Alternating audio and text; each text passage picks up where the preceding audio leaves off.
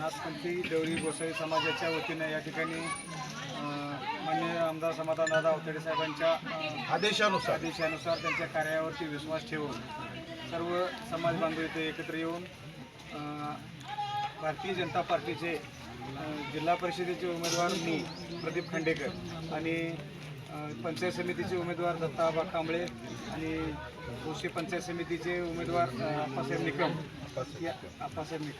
यांना या ठिकाणी आपण आज जाहीर पाठिंबा दिला.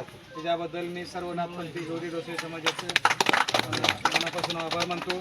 त्याचबरोबर आता तुम्ही जी मागण्या सांगितल्या घरकुल असेल किंवा त्यांच्या घरकुला बांधण्याला जागा नसेल किंवा स्मशानभूमी काही गावामध्ये आहे तिथं स्मशानभूमीला जागा नाही, तर त्यांना उघड्यावरती दफन करावं लागतं, दहन करावं लागतं.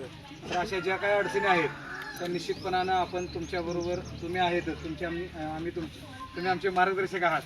तर आपल्यासोबत आम्ही निश्चितपणानं या आपल्या अडचणी ज्या आहेत त्या सोडण्यासाठी इथून पुढच्या काळामध्ये आपण मिळून काम करू आणि येणाऱ्या 5 तारखेला आपण कमळाच्या चिन्हाच्या समोरील बटन दाबून आम्हाला भरघोष अशा मताने निवडून द्यावं आणि आपली सेवा करण्याची संधी द्यावी विनंती करतो.